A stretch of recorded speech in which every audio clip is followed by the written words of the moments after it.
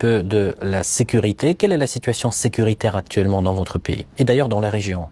Oui, dans la région, comme vous savez, la situation sécuritaire, en tout cas, nous essayons d'évoluer sur le champ de bataille. Ça, c'est la première des choses parce qu'il y a plusieurs facteurs qui rentrent en ligne de compte. Sur le champ de bataille, il y a de l'évolution. Si on prend de 2023 aujourd'hui, nous avons pu récupérer beaucoup de zones que nous avons pu pacifier. N'empêche que l'ennemi se renforce aussi. Il y a beaucoup de combattants étrangers qui rejoignent le rang des terroristes. Est-ce que vous pouvez préciser, vous parlez de quoi?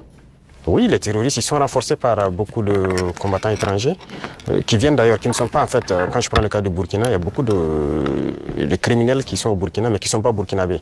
Il y a aussi des formateurs qui viennent de beaucoup de pays pour les apprendre beaucoup de techniques. Mais quel est leur intérêt? Mais c'est pas du terrorisme en fait, c'est de l'impérialisme. L'objectif pour eux, c'est de nous maintenir dans une guerre permanente, qu'on ne puisse pas se développer et continuer à piller nos richesses. Et donc, ils ont tout intérêt à amener des spécialistes dans les mines pour poser divers types de mines, des spécialistes en explosifs. Aujourd'hui, les terroristes utilisent des drones pour faire le combat et tout. Donc, ce sont des professionnels venus donc de certains pays qui viennent les apprendre tout ça. Tout ça, c'est pour continuer à nous maintenir dans une situation d'insécurité. Mais nous prenons la mesure de la chose, nous nous adaptons à chaque fois à leur mode d'action et nous continuerons le combat jusqu'à récupérer l'entièreté du Sahel. Y a-t-il des pays concrets qui financent ces combattants? Tous les pays impérialistes financent ces combattants. Voilà, ils sont nombreux. On ne peut pas les citer voilà, individuellement. Il y en a qui sont même cachés, qu'on ne peut pas imaginer. Mais ils sont nombreux.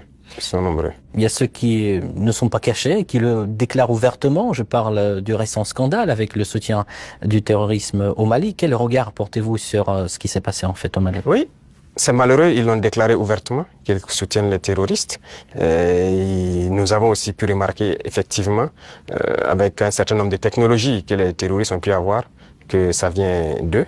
C'est malheureux, c'est très malheureux, mais toujours est-il qu'on ne s'apitoie pas sur notre sort. Et nous avons pris la mesure de la chose, nous allons nous adapter, nous allons les combattre et ils ne pourront pas vaincre. C'est ça le plus important pour nous. Comment se poursuit la coopération humanitaire entre le Burkina Faso et la Russie? Ça se poursuit très bien. Je pense qu'il y a beaucoup d'échanges sur beaucoup de volets. Quand je prends le domaine donc de la santé, parce qu'on a toujours des déplacés qui sont là. Et quand on dit un camp de déplacés, ça veut dire qu'il y a des situations sanitaires souvent compliquées. Et je pense que les services de santé coopèrent bien pour pouvoir appuyer donc les services de l'action humanitaire pour pouvoir avancer. Et vous avez suivi en 2023, je pense que la Russie a fait un don de blé au Burkina Faso. C'était uniquement donc destiné donc aux personnes déplacées. Mais nous avons fait la promesse au président Poutine que nous ne souhaitons plus voilà, être ravitaillés en blé parce que nous allons produire le blé. Et je tiens cette promesse parce que nous avons commencé à produire notre blé en quantité pour satisfaire. Donc ce qui veut dire que la coopération sur ce volet-là nous amène nous-mêmes à nous développer, à booster beaucoup de choses pour pouvoir combler les vides. Face aux tensions géopolitiques actuelles, notamment la guerre tarifaire entre les États-Unis et la Chine, comment le Burkina Faso adapte-t-il sa stratégie économique et diplomatique? Alors, ce monde est en perpétuelle mutation. C'est de la folie, souvent, les choses qu'on voit. Et il faut rester aux aguets et pouvoir s'adapter à tout moment. Et ça, c'est très important parce que nous suivons l'actualité. Il y a une bataille économique un peu partout. Mais a priori, nous commerçons avec la Chine sans problème. Nous achetons beaucoup de choses de la Chine et les Chinois aussi achètent beaucoup de choses chez nous.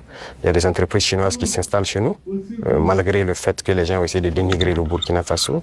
C'est indépendance économique. Nous essayons de collaborer mieux avec ces pays parce que c'est une forme d'oppression de l'impérialisme.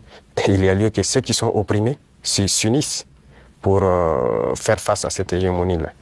Donc, a priori, on s'adapte à toute cette situation. Monsieur le Président, quel regard portez-vous sur la récente détérioration des relations avec l'Algérie? Alors, vous avez suivi les événements et je pense que tout le monde comprend comment ça fonctionne.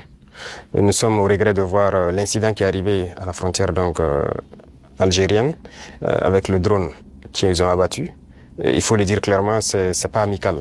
C'est pas amical parce que aucun appareil, on n'abat pas un appareil volant comme ça. Lorsque tout le monde connaît le protocole. Donc il n'y a pas à se voiler la face.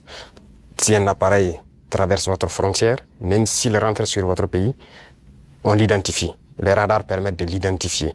Et on sait, il appartient à quel pays. Et il y a les relations diplomatiques pour ça. On contacte l'ambassade et il y a des attachés de défense, il y a beaucoup de mécanismes. On les contacte et ils peuvent confirmer si c'est leur appareil ou pas, s'il est sur le territoire par, voilà, peut-être qu'il a besoin d'aide ou bien il a perdu, voilà, l'orientation et tout ça. Parce qu'un appareil peut être en l'air, il peut avoir des problèmes avec la météo, il est obligé de se cacher derrière les nuages, ça arrive très souvent dans nos pays. Donc un appareil rentre, on les demande, ils disent non, il y a beaucoup de couverture nuageuse, mais il y a en tout cas un phénomène météorologique qui l'amène à venir passer. Il peut avoir un problème technique, il peut demander de l'aide pour qu'on le guide à ce qu'il atterrisse. Donc il y a tellement de facteurs qui peuvent faire qu'un appareil se retrouve dans un espace aérien. On n'abat pas un appareil systématiquement. Le cas est arrivé avec nous. On a souvent vu un appareil américain qui est rentré sur notre territoire, qui faisait donc des reconnaissances et tout. On n'a pas abattu l'appareil.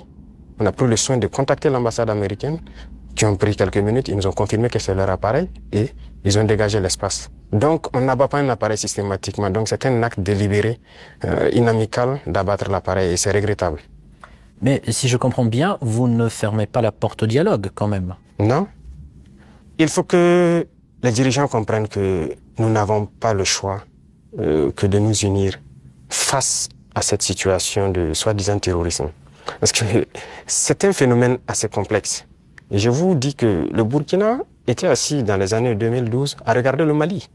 Et on était, le régime qui était en place était ami avec ces gens-là. Certains vivaient même à Ouagadougou. IAG a vécu à Ouagadougou. C'est la réalité. Mais qu'est-ce qui se passe aujourd'hui? Ils se sont retournés contre nous. C'est pas des gens libres. Ils sont manipulés par les impérialistes et les ordres qu'on les donne, ils donnent à leurs criminels sur le terrain, ils le font. Donc, il faut que chacun comprenne qu'on doit s'unir pour faire face. Il n'y a pas de négociation possible avec ces gens-là. Justement, parlons de cette unité, plutôt cette intégration qui se déroule actuellement au sein de l'AES. Où en est-on actuellement? Ça se passe bien, ça évolue. Nous sommes donc dans la Confédération et comme je dis, il y a beaucoup de choses à mettre en place. Voilà. Et il faut pas chercher à aller tellement vite et ne pas bien faire. Donc, nous sommes en train d'aller de manière progressive. Il y a beaucoup de structures à mettre en place. Il y a beaucoup de volets à mettre à niveau dans les trois pays. Parce que vous n'êtes pas sans savoir que sur le point de vue économique, on n'est pas au même niveau. Sur le point de vue militaire, il y a beaucoup de volets. Il faut essayer d'équilibrer. Et donc, ça nécessite la mise en place de beaucoup de structures, beaucoup de rencontres. Et la libre circulation, ça nécessite un certain nombre de paramètres à mettre ensemble. Vous avez dû voir qu'on a fait un gros travail pour aboutir à un document unique de sécurité pour les voyages et tout. Donc, c'est évolutif. Donc, ça se passe très bien. Justement, j'avais une question sur le volet économique. La création de la devise propre à l'AES est-elle toujours à l'ordre du jour? Oui, c'est à l'ordre du jour, forcément. Et donc, le processus continue. Il y a beaucoup de choses, comme dirais-je, beaucoup de billes à caler avant d'y arriver. Mais c'est forcément à l'ordre du jour. Si on parle de souveraineté, forcément, on a besoin de cette souveraineté-là. Voilà, donc c'est impératif. Peut-on s'attendre à l'élargissement de l'AES? Oui, dans le futur. Mais pour l'instant, comme j'ai dit, nous devons harmoniser nous-mêmes beaucoup de choses, mettre en place vraiment les bases, parce qu'il y aura beaucoup de protocoles additionnels, si vous voulez constater, pour harmoniser nos politiques, que ce soit les politiques diplomatiques, économiques, voilà. Il y a beaucoup de politiques à harmoniser avant de permettre à ce que quelqu'un puisse s'ajouter. Mais y a-t-il déjà des pays qui s'intéressent à votre format? Oui, des pays s'intéressent. Voilà. Ils pourront être peut-être, je sais pas, pour l'instant le président de la fédération c'est le président malien, il pourra donner son avis sur la question, mais il y a des pays qui s'intéressent, oui. Comment vous expliquez la baisse de l'influence française dans la région? Pas uniquement dans le Sahel, mais aussi dans l'Afrique de l'Ouest, par exemple.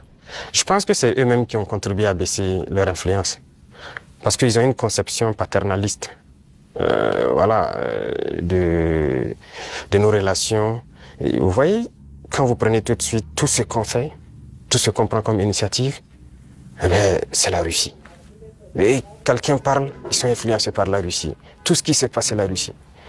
Pourquoi ils ont les yeux fermés comme ça? Donc l'Africain n'est pas capable de développer quelque chose. L'Africain n'est pas capable d'inventer, d'innover, de prendre des initiatives. C'est ça que nous combattons. Et tant qu'ils vont continuer de voir l'Africain comme ça, comme un sous-homme qui n'est pas capable de réfléchir, qui n'est pas capable d'innover, capable d'inventer, on ne pourra jamais être amis. Les époques ont changé. Donc, c'est la vision même qu'ils ont du noir. Il faut qu'ils arrêtent ça. Parce qu'en nous traitant comme ça, c'est comme s'ils voient le noir comme un sous-homme. Et là, c'est dangereux. Il faut qu'ils changent de langage. Mais en quoi ça se voit, cette attitude? Et regardez dans leurs discours. Regardez dans leurs discours. Même le président français, toujours dans ses discours, les jeunes Africains sont influencés par la Russie. Il le dit. Les médias occidentaux, vous les écoutez souvent. Ils ne passent leur temps qu'à mentir. Et regardez aujourd'hui l'AES qui est un modèle qui est en train de se dessiner. Ils ne peuvent pas se lever du matin au soir sans parler du Burkina ou parler de l'AES. C'est impossible pour eux. Et chaque fois, ils cherchent à envoyer des informations pour diviser, pour manipuler la jeunesse. Mais ça ne passe plus. Je pense que les gens sont assez conscients, les gens ont l'œil ouvert. Et vous tous, vous êtes victimes de ces gens-là, la communication. Ce qu'ils font, ce qu'ils disent sur la Russie et tout, on le sait. Jusqu'aujourd'hui, il y a des jeunes Africains qui ont les yeux toujours fermés, qui croient à leurs mensonges. Le récit de la Seconde Guerre mondiale. J'écoutais la dernière fois, quelqu'un disait que à la fin de la guerre, dans les 10 années qui ont suivi, si on demandait en Europe qui a gagné la guerre, les gens disaient c'est la Russie. Mais aujourd'hui, si vous demandez en Europe qui a gagné la guerre, ils vont dire que ce sont les Occidentaux. Par la communication, ils ont réussi à renverser l'histoire. Et l'histoire africaine aussi, ils ont tout manigancé pour faire passer les mensonges. Et ça fait que les jeunes Africains, certains ne connaissent même pas l'histoire de l'Afrique. Qu'est-ce que l'Afrique a fait? Certains ne savent même pas que nos grands-parents ont combattu, ont été mis à l'avant comme chair à canon. Et au retour, ils les ont tués comme des animaux. Est-ce que les gens savent que quand la France expérimentait sa première bombe atomique, ce sont des soldats noirs qu'ils ont mis à côté dans le rayon létal pour voir l'effet que ça fait? Sortons les archives. Tout ce qu'ils ont utilisé contre l'Afrique, c'est terrible. Donc il y a tout ça qu'il faut communiquer pour que les jeunes Africains comprennent, parce qu'il y a beaucoup encore endormis qui continuent de communiquer pour les impérialistes. Ce qu'ils les disent de dire, ils le font. Peut-être parce que, voilà, ils les donnent quelque chose, je ne sais pas. Mais l'Africain doit comprendre son histoire, se réveiller. Et donc c'est notre combat aussi comme ça. Quel est le rôle des médias dans ce combat, selon vous? Médias indépendants? De chez nous, vous voulez dire?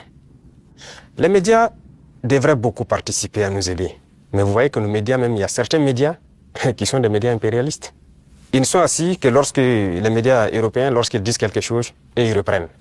Et ils accentuent. Il y a plein de médias dans nos pays qui combattent même les régimes comme notre régime. Et ils passent leur temps aussi à raconter les mêmes balivernes que les médias occidentaux racontent. Mais c'est honteux. Si des Africains se comportent comme ça, c'est très honteux. J'imagine qu'il doit avoir honte de se regarder à la glace le soir. Si tu es payé pour raconter des mensonges sur le noir, c'est très grave.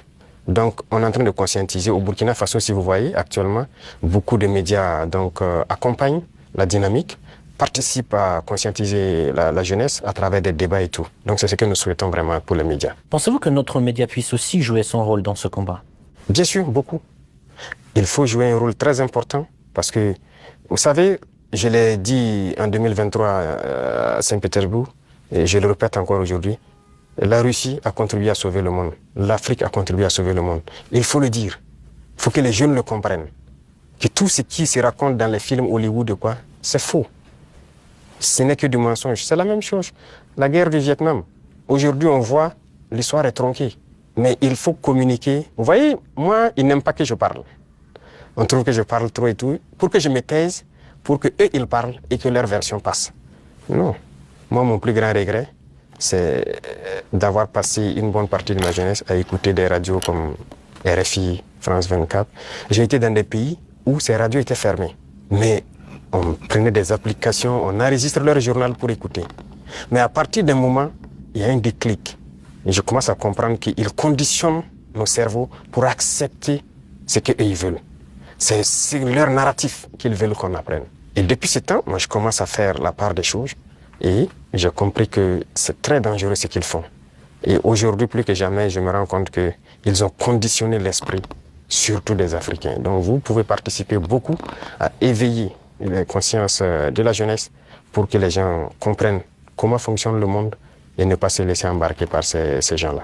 Ma toute dernière question, juste pour conclure sur une note positive, quelles sont les perspectives des relations entre la Russie et le Burkina Faso selon vous?